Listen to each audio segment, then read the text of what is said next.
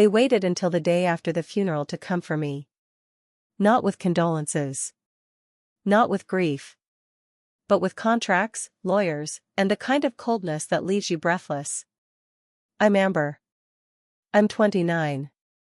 And last month, my grandfather died, and left me everything. The morning after we buried him, I received a message from my mother. Short.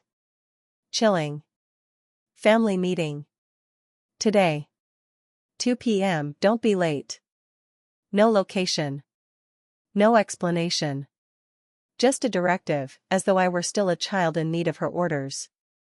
I drove to the house I grew up in, the one that had stopped feeling like home years ago, half expecting an ambush, but still not prepared for what I walked into. They were already seated, my mother Patricia, my stepfather Craig, my younger sister Rachel, and my brother Jason. 2 strangers in tailored suits stood behind them, arms crossed. Their posture said everything.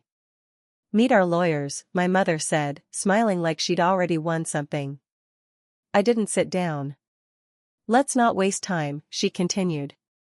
You know why you're here. It's time to sign everything over. And there it was. No pretense. No civility. Just expectation, as though I was a temporary barrier standing between her and a fortune. She was wrong. I wasn't just my grandfather's favorite grandchild. I was his protégé. His confidant. His choice. The will had been read. The estate, the business, the properties, all of it had been left to me. Not to share. Not to manage on their behalf. But to own. Fully. It wasn't just money. It was decades of labor. A legacy forged from sweat and sacrifice. And now, suddenly, it was under siege. You need to reconsider, Craig added, his voice too calm. This isn't just about you. We're family. Family. That word again. That weapon. Rachel didn't meet my eyes. Jason, fidgeting, tapped a pen against the table. But my mother watched me with that familiar smile, the one she wore whenever she was certain she'd get her way. I didn't speak. I didn't need to. Not yet. She slid a document across the table. This will make everything easier. No drama. Just do the right thing. I looked down at the paper, a voluntary transfer of ownership. To her. Everything. I let the silence hang long enough to hear my own heartbeat. Then I said, no. And the room changed. Faces hardened. The lawyer stepped forward. My brother muttered something under his breath. My mother didn't flinch. You'll regret this, she said. You don't know what you're starting. But I did. Because what they didn't know was that 3 days ago, before the funeral, before the reading of the will, before the vultures could gather, I'd already hired a lawyer of my own. Not just any lawyer. A specialist. Estate defense. Family business litigation. Discretion guaranteed. I wasn't going to fight them the way they expected. I was going to outthink them. So I nodded slowly, folded the unsigned document, and tucked it into my bag. And I walked out. But not before looking my mother in the eye. This is just the beginning. And it was. Because what they did next, what they tried to do to break me, forced me to take this further than I ever imagined. It started that night. With a text from Rachel. For words that made me stop breathing. They're planning something big. I sat alone in my apartment, heart pounding, while my grandfather's voice echoed in my memory. When the time comes, they'll come for you. Don't let them. I wouldn't. But I also knew. I had to move faster. Smarter. Quieter. Because the next move wasn't mine. It was theirs. And it came before morning. They were moving faster than I expected. By sunrise, a courier had left a thick envelope at my door, no return address, just my name, typed in stark black ink. Inside, a notice of intent to contest the will. Hand-delivered, urgent, aggressive. My fingers trembled as I unfolded each page, not from fear but from something deeper.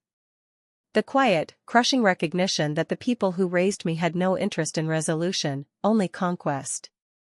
I poured coffee I didn't finish and stared out the window of my apartment, which suddenly felt too exposed. Too fragile. Every memory in that space, the worn armchair my grandfather had once sat in, the small framed photo of us at his store's ribbon-cutting ceremony, now felt like evidence waiting to be twisted. I hadn't cried at the funeral. Not because I didn't grieve. But because grief had its own discipline. My grandfather had taught me that. Emotion isn't weakness, Amber. It's a signal. Use it. And so I did. I buried the panic beneath the part of me that kept receipts, memorized dates, and could calculate compound interest in my head without blinking. That morning, I called my attorney. Her name was Evelyn Crane. Late 40s. Direct. No softness, but no condescension either. I'd found her through a former mentor of my grandfather's, a man I'd only met once, but who remembered me. She listened without interruption as I explained the delivery. She said, "This was always the likely first move. They're trying to rattle you." I replied, "It won't work." She said, "Good. Because I already filed a notice with the court to lock down the assets. They can't touch a cent." That helped. Slightly. Still, the betrayal stung in unexpected places. Not because I believed they were capable of better, but because there had been a time, a long time ago, when I did. I thought of being 11 years old, crouched beside my grandfather's filing cabinet on a rainy Saturday. My mother had stormed out after an argument, slamming the door hard enough to shake the dust from the light fixture. I'd stayed behind. He said, "She wants shortcuts, kiddo." But shortcuts don't build anything that lasts. I didn't answer. I was too young to understand the full scope of what he meant. But I remembered how he placed his hand on my shoulder, warm and steady. Now, years later, I understood. The first full week after the funeral was a blur of paperwork and veiled threats. Rachel sent short, cryptic texts, "Mom's getting desperate." Then, "Jason's meeting with someone tomorrow." I didn't reply. I wasn't sure who she was warning anymore. And yet, I kept the messages. Every one of them. Screenshotted, timestamped, printed. Because the more the pressure mounted, the clearer I became. This wasn't about proving I was worthy. My grandfather had already done that, in writing, in trust documents, in irrevocable clauses that Evelyn was now dissecting with surgical precision. This was about honoring what he built. And protecting it from those who'd never lifted a hand to help create it. I hadn't visited the flagship store since the funeral. It was an old brick building with his initials still etched into the concrete near the front entrance, the same store where he'd first taught me how to read a balance sheet and how to negotiate gently but firmly with a supplier who thought I was too young to understand freight terms. That Wednesday, I drove there alone, parked 2 blocks away, and walked the rest of the distance with my coat buttoned tight. The employees greeted me quietly, respectfully. Most of them had known Harold for decades. They didn't ask questions, but their eyes said enough. I spent 2 hours in the office he used to occupy. The desk had been cleared, but I could still see the faint indentations in the carpet where his chair had sat. I stood there for a long time, trying to feel something. Then I opened the drawer beneath the window and found it. His notebook. Worn, leather-bound, full of his slanted handwriting. He kept records of everything, not just financials. Thoughts. Warnings. Instructions.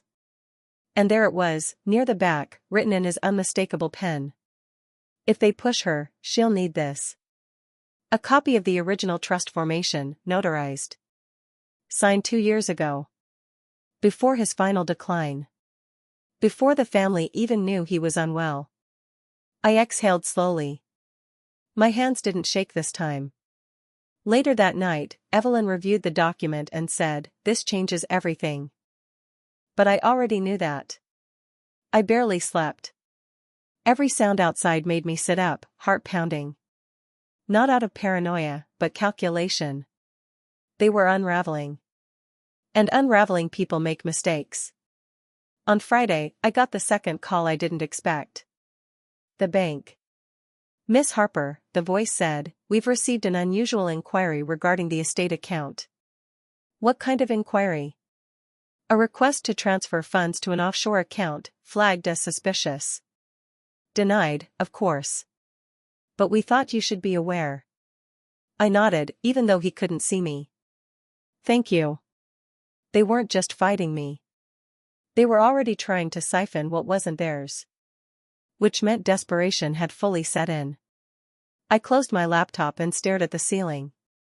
I had spent most of my life observing. Memorizing. Knowing when to speak, and when silence was more powerful. Now, it was time to speak. But not yet with words. Because Evelyn had suggested something I hadn't considered. "Amber," she said quietly, "you have the legal ground. But emotional pressure is still leverage. You don't need to go to war. You need to set the trap." So I waited. I made no sudden moves. I let them think I was overwhelmed. I let them believe I was losing ground. And in the meantime, I scheduled a forensic audit of the business. Not to uncover fraud, I already suspected that. But to document it. What I found in those ledgers made my chest tighten with something colder than fear. Jason. Withdrawals labeled as vendor payments that led to personal accounts. Craig. Shell companies registered in his name, funneling small, regular amounts from store budgets. And Patricia, charging personal expenses to the corporate card for the last 5 years. Trips. Jewelry. Even a surgical procedure. I didn't react. I simply printed every file. Numbered every page. When Evelyn saw it, she didn't smile. She just said, "Let's keep going." But I paused. Not because I was afraid, but because a memory came back that I hadn't summoned in years. My grandfather, standing in the garden behind his house, wiping dirt from his hands. He said, "Sometimes, the most important thing you'll ever do is decide what not to become." I looked at the files. I knew what I had to do. But I also knew something else. They weren't going to stop. And I was running out of time. They started showing up at my building. Not to talk. Just to be seen. To remind me they were watching, waiting, circling. The first time, it was Jason. Parked across the street, engine idling, pretending to scroll through his phone. I didn't wave. He didn't look up. But when I passed his car, he turned his head, just enough. The next day, it was Craig. This time, walking slowly down the block, holding a coffee he probably didn't want, pausing just long enough outside the entrance to make his presence known. By the third appearance, my mother's, standing directly in the lobby as if she belonged there, I no longer doubted what was happening. They weren't trying to scare me. Not exactly. They were trying to isolate me. Because that's what pressure does. It doesn't come all at once. It tightens in layers, like fog creeping in until you're too disoriented to find your way out. The calls came next. Blocked numbers. Silent voicemails. And then, messages I couldn't ignore. "You've made a terrible mistake, Amber. This isn't what he would have wanted. You'll regret forcing our hand." Each one colder than the last. And each one clearly orchestrated. Evelyn told me to ignore them.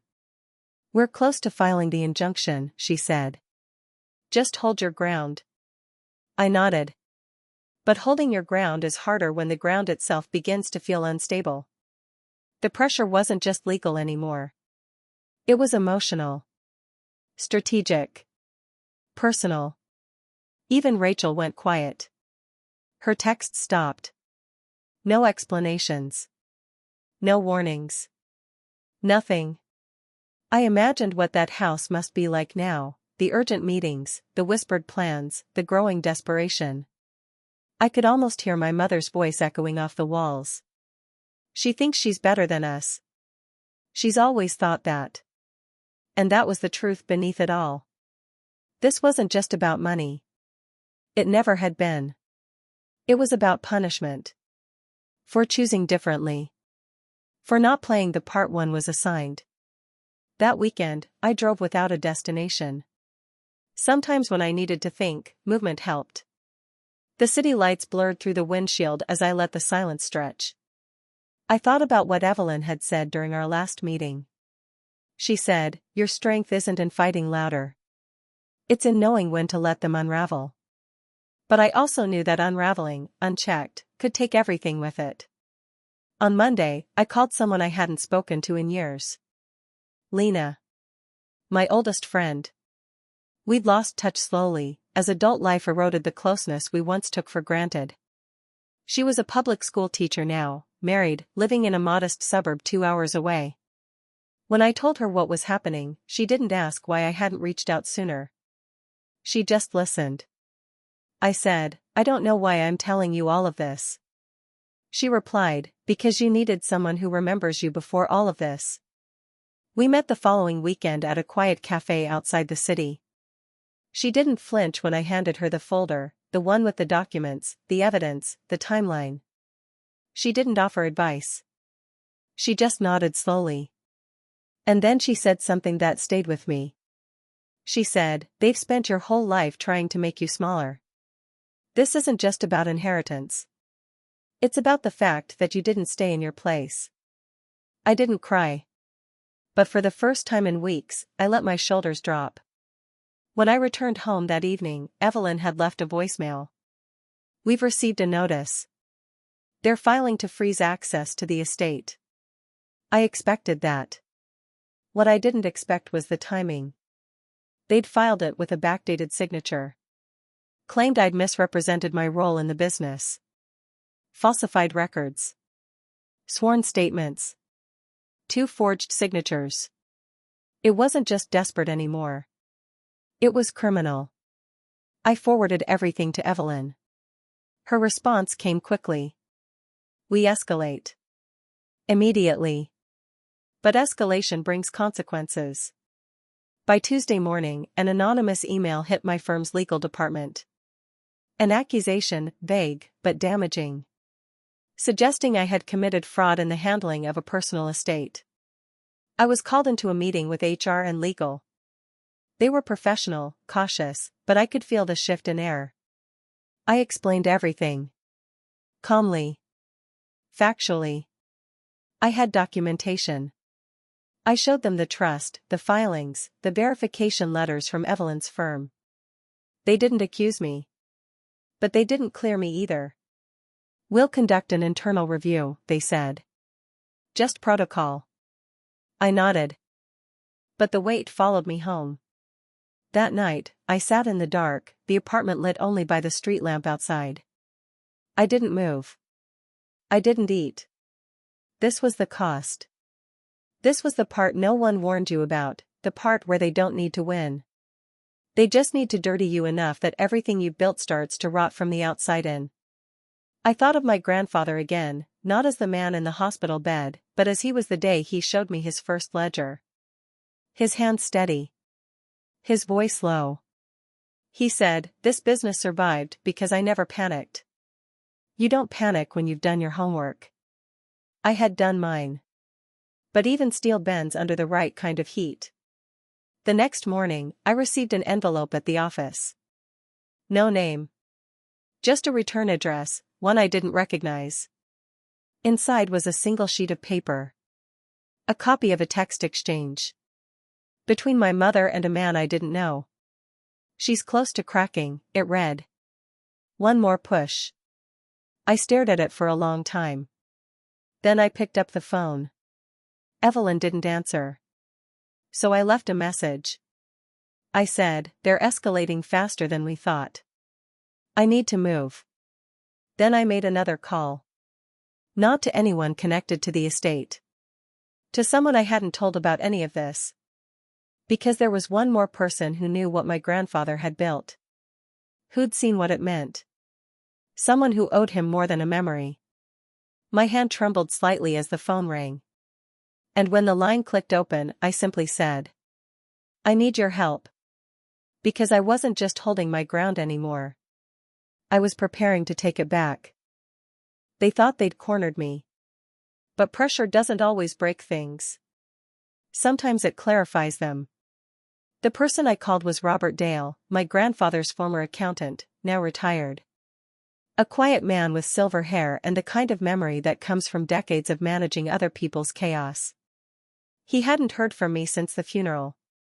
He didn't ask questions when I explained what I needed, only listened. And when I said I needed a meeting, he gave me a time and a location. No hesitation. I met him at a quiet co-op cafe he used to frequent during tax season. He was already seated with 2 manila folders beside his coffee. He said, "I figured this day might come." I replied, "I wish it hadn't." He opened one of the folders slowly.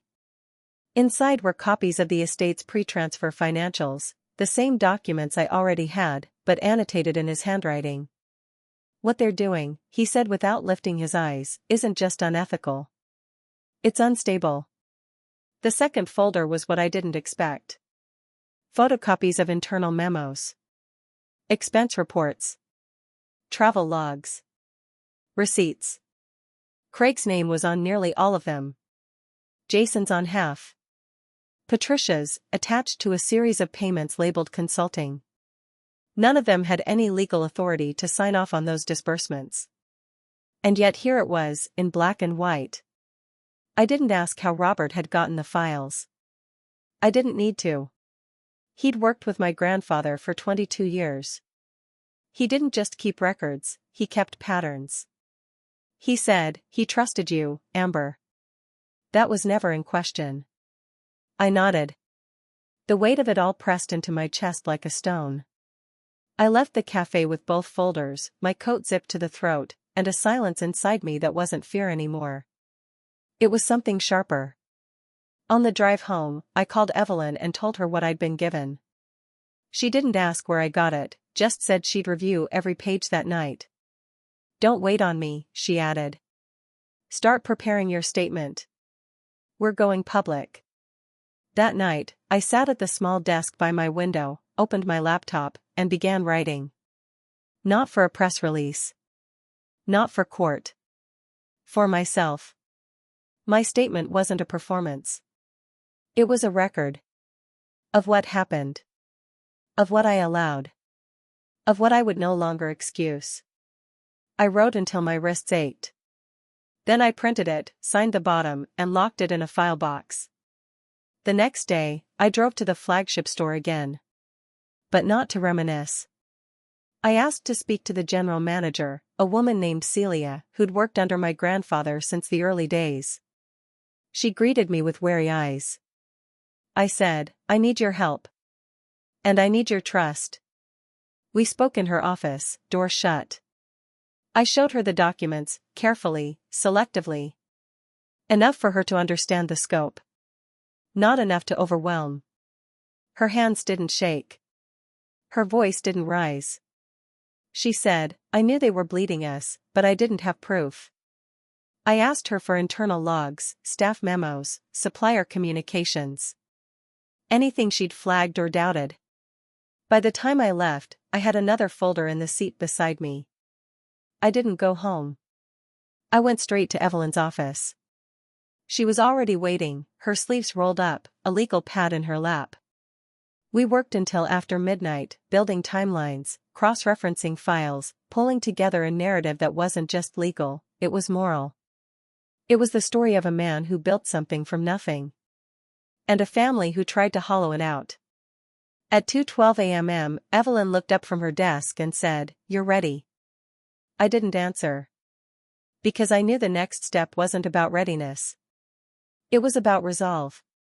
The following morning, I filed for a formal protective injunction, not just over the assets, but over the intellectual property of the business itself. It sent a message. One they couldn't ignore.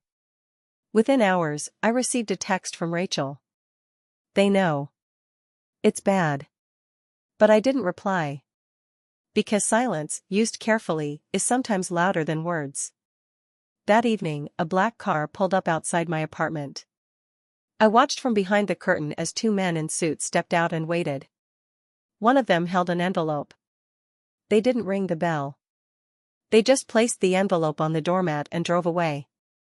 Inside was a cease and desist, accusing me of defamation, slander, emotional distress.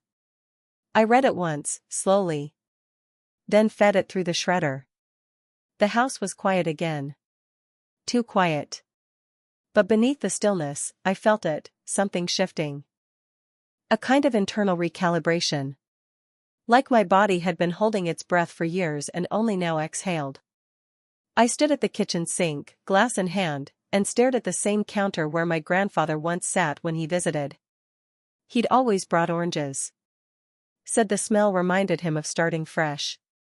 That night, I peeled one from memory. The juice stung where a paper cut had opened on my thumb. I didn't flinch.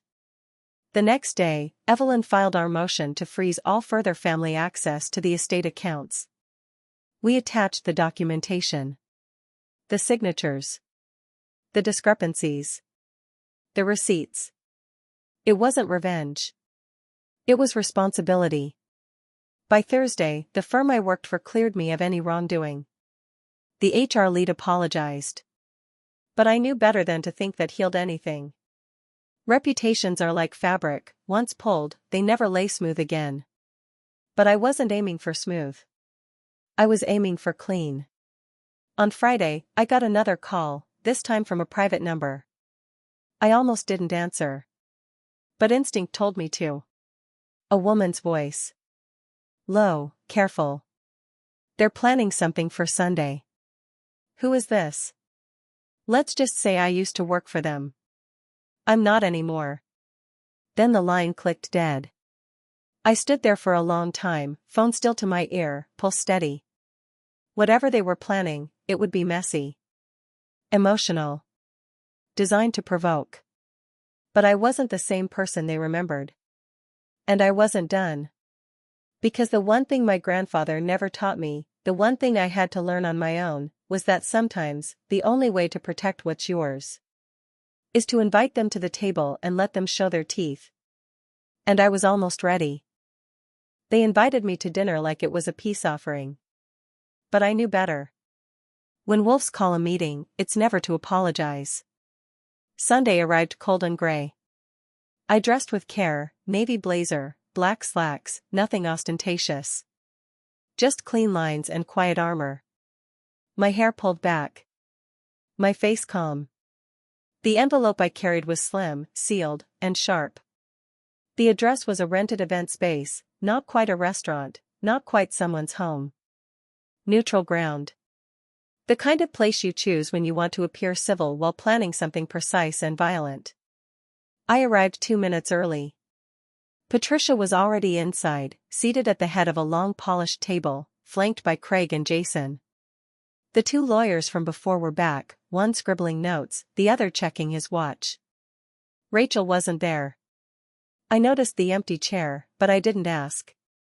Craig said, "We're glad you came."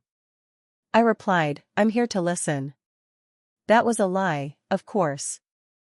I wasn't here for negotiation. I was here to document the unraveling. Patricia gestured toward a seat. I took it.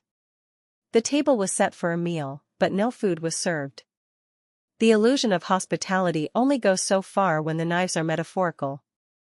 One of the lawyers said, "We're prepared to offer terms. Reasonable ones." I opened my notebook slowly. Let him talk. He continued, "Sign over the controlling interest in the estate business. Retain a small portion, say, 10%. Keep the house, the trust remainder. Walk away with dignity." I didn't blink. Didn't flinch. I said, "That's not a negotiation. That's a threat dressed as compromise." Patricia leaned forward, hands folded like a queen presiding over a wayward subject. She said, "Amber, you're not equipped for this. You don't have the temperament, the experience. You've let outsiders fill your head." I replied, "You mean lawyers who understand the law? Accountants who can read ledgers? Those outsiders?" Her lips tightened. The veneer cracked. Jason said, "This doesn't have to be ugly." I turned to him then, for the first time. His eyes were bloodshot. Nervous. He hadn't shaved. I said, "It already is."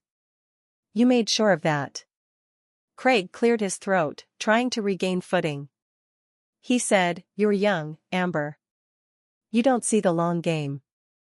Your grandfather didn't mean for it to be like this." I reached into my folder and pulled out a single sheet. Set it gently on the table. Not dramatic. Just precise. His signature. Dated. Witnessed. Notarized. His words, in ink, "My estate, in full, to Amber." Silence. One of the lawyers leaned forward, studying it. He didn't speak. He just nodded slightly. And in that nod, I saw it, the fracture. I pulled out the second sheet. Itemized expenses. Unauthorized transactions.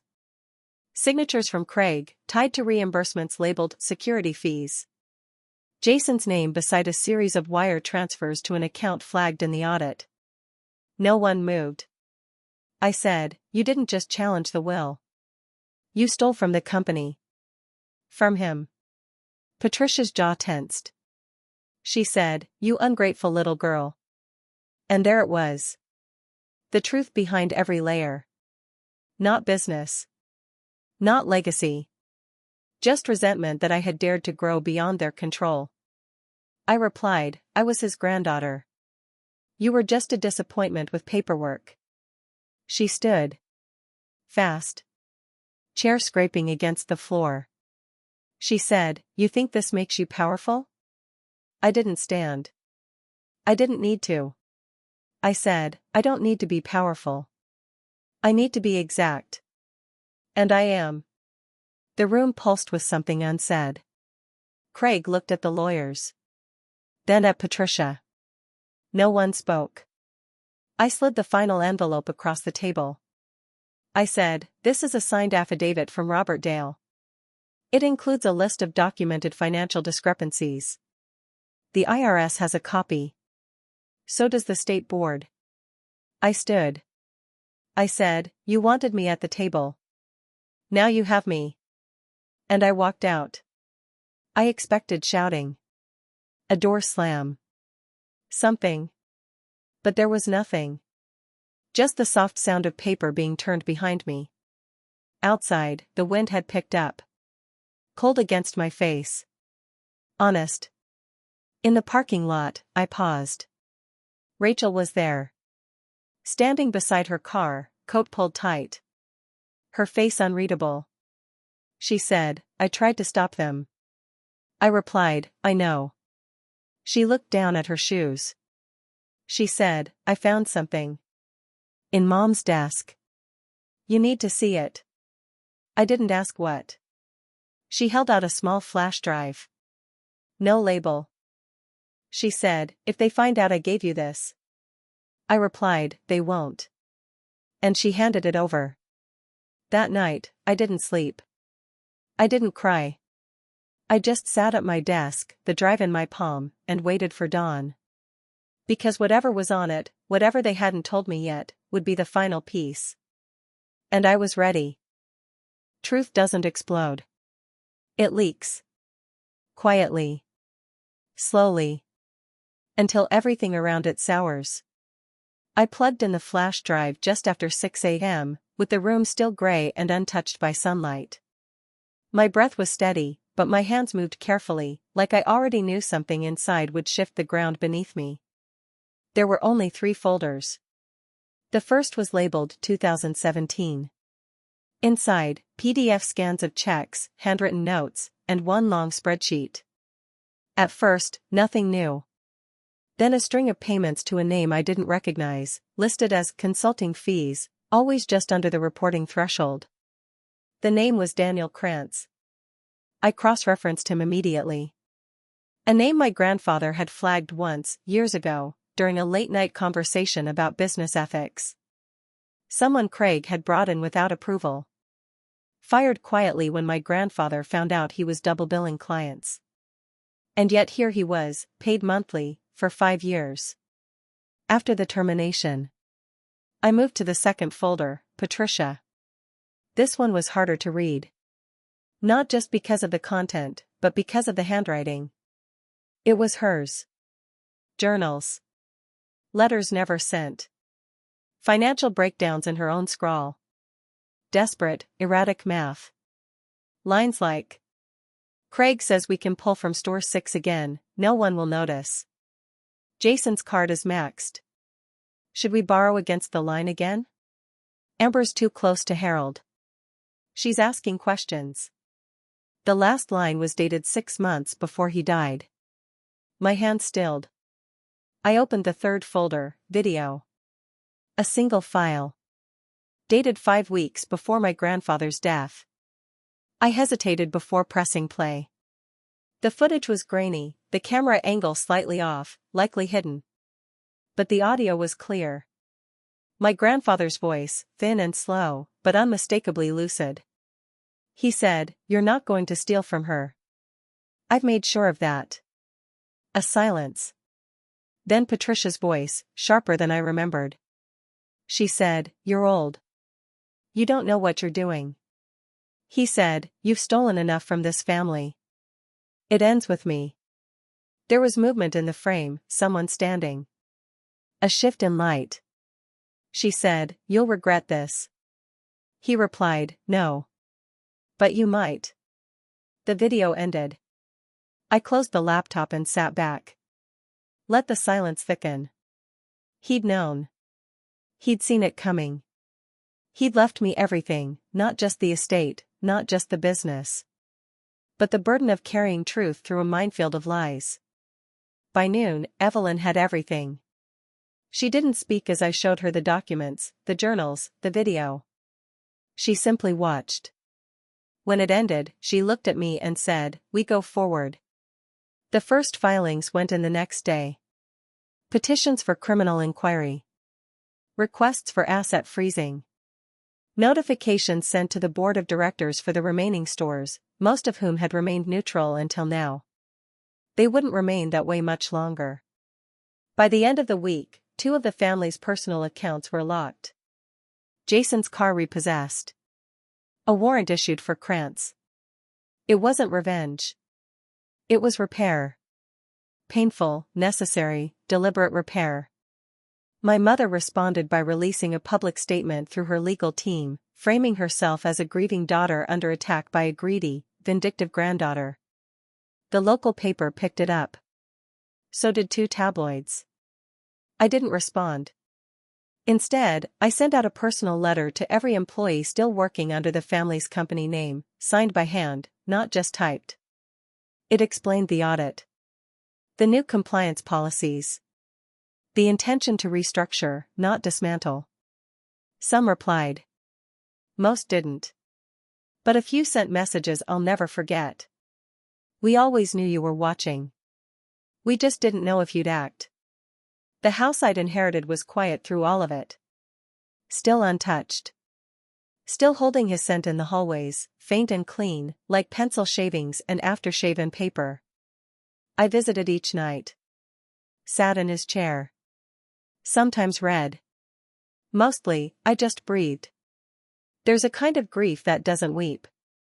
It just holds. The week after the freeze orders, Craig tried to call me. I didn't pick up. But his voicemail was short. Hollow. He said, "You don't know what you've done." And maybe I didn't. But I knew what they'd done. And I wasn't cleaning it up for them anymore. Rachel came by on the following Thursday. She didn't come inside, just stood at the edge of the porch, hands deep in her coat. She said, "She's blaming me now." I replied, "I'm sorry." She shook her head. She said, "I should have spoken sooner." There was nothing to say to that. We both knew it was true. She said, "You're not like them, Amber." And for the first time I didn't flinch at hearing that. I didn't ache for inclusion. I didn't feel the pull of childhood hunger for their approval. I just nodded. I said, "That's the point." That night, Evelyn called with the final notice. The court had granted full protective oversight. Control was mine. They couldn't touch the estate again. Not the funds.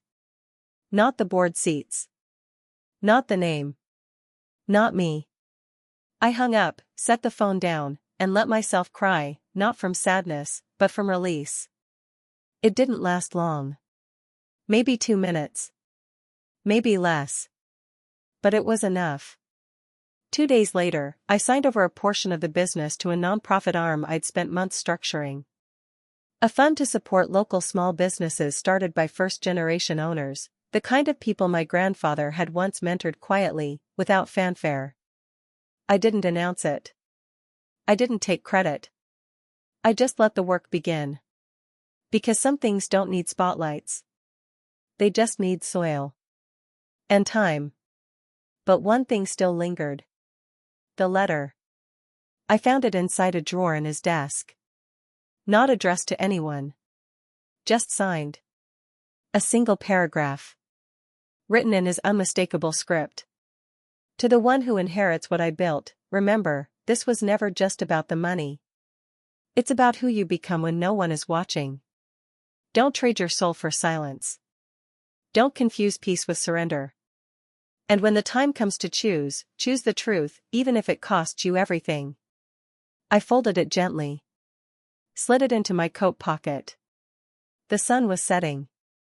The house was quiet. But something in me had changed. Because the storm was finally behind me. And the world in front of me was mine to rebuild. Grief changes its shape when it has room to breathe. It stops clawing at your ribs and starts whispering instead. Spring came early that year. Not dramatically, no sudden bloom or thunderclap. Just a gradual loosening of the cold, the kind you don't notice until you've stopped wearing gloves and start leaving windows cracked overnight. The air felt softer. So did my steps. The house remained mostly untouched, but it no longer felt like a relic. I'd started using the kitchen again. Making coffee in the mornings. Sitting on the back porch with a blanket and letting the quiet settle around me like permission. There were still calls, occasionally. Requests. Suggestions. Thinly veiled apologies dressed in questions. I took none of them. What I did instead was finish what I'd started. The nonprofit initiative launched quietly in May. No ribbon cutting. No press release. Just a series of checks, disbursed from a foundation in my grandfather's name, supporting 10 small businesses across the state, all of them minority or women-owned. All of them barely surviving before the grant. Some of the recipients sent emails. Some didn't.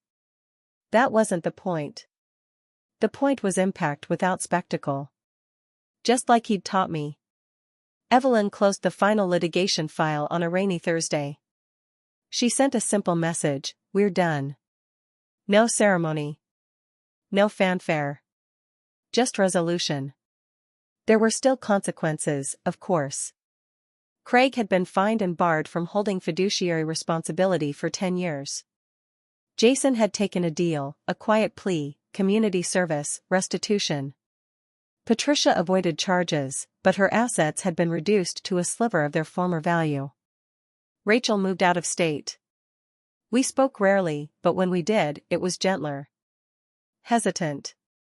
Like picking up a fragile object we both wanted not to break. She sent a card that summer, no return address. Inside was a photo of the two of us as children, standing in front of one of the stores.